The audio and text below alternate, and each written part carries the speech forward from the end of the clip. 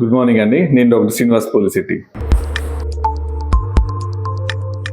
ఈరోజు trigger thumb అంటే ఏంటో చూద్దాం. ట్రిగ్గర్ ఫింగర్ థంబ్ అన్న ట్రిగ్గర్ ఫింగర్ అన్న ఏమవుతుందంటే, ఇప్పుడు మనకి చెయ్యి పొద్దున్న లేవగానే బాగానే ఉంటుంది, నిదానంగా ఇట్లా చాపడాలను చూస్తుంటే వేలు ఇప్పటిదాకా ఉండి ఒక పాయింట్ దగ్గర టక్కన వదిలేస్తుంది. సో ఇలా సడన్ గా వదిలేదాన్ని ట్రిగ్గర్ అంటారు. సో ఈ ట్రిగ్గర్ ఫింగర్ అనేది థంబ్కి అంటే బొటన వేలికి రావచ్చు, మిగతా 4 వేలకి రావచ్చు. సో ఈ ట్రిగ్గర్ థంబ్ ఎందుకు వస్తుందంటే ఖచ్చితమైన సమాధానం ఏం లేదండి. కాకపోతే ఎవరికి వస్తుందనే దానికి మాత్రం చెప్పగలం. అది కొంచెం వయసు పెద్దవాళ్ళకి, 50 సంవత్సరాలు, 45-50 సంవత్సరాలు దాటిన వాళ్ళకి, షుగర్ ఉన్న వాళ్ళకి ఎక్కువ వచ్చే అవకాశం ఉంటది. సో దీనికి మనం చేయగలిగిందల్లా ఏంటంటే కొంచెం షుగర్ కంట్రోల్లో ఉండడం చేసుకుంటే చాలా వరకు అవాయిడ్ చేయొచ్చు. కానీ వస్తుంది అనే దానికి మనకు ముందుగా సూచనలు తెలుస్తాయి. అంటే ఇక్కడ వేలు నొప్పి, ఈ వేలు కింద నొప్పి రావడము, పొద్దున్న లేవగానే కొంచెం బిగుతుగా అనిపించడం, వేలు చాపడానికి కొంచెం టైట్ గా అనిపించడం, ఇలాంటివి జరగవచ్చు.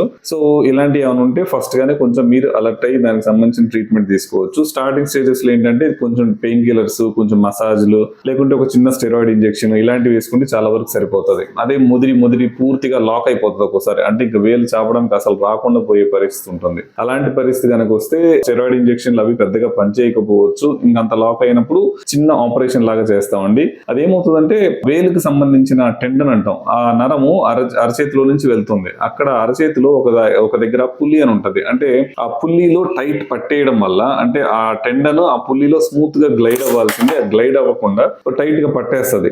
దానివల్ల ఏమంటే లాక్ అయిపోతుంది. సో ఇప్పుడు ఆపరేషన్ చేసేటప్పుడు మేము ఏం చేస్తామంటే ఎక్కడైతే టైట్ గా పట్టేస్తుందో దాన్ని ఫ్రీ చేస్తాం, అంటే ఓపెన్ చేసేసి రిలీజ్ చేస్తాం. అలా చేయడం వల్ల మళ్ళీ ఇంకొకసారి అలా లాక్ అవ్వకుండా ఉంటది. సో ఇది ఒక వేలుకి వస్తే ఇంకో వేలికి రాదని గ్యారంటీ లేదు.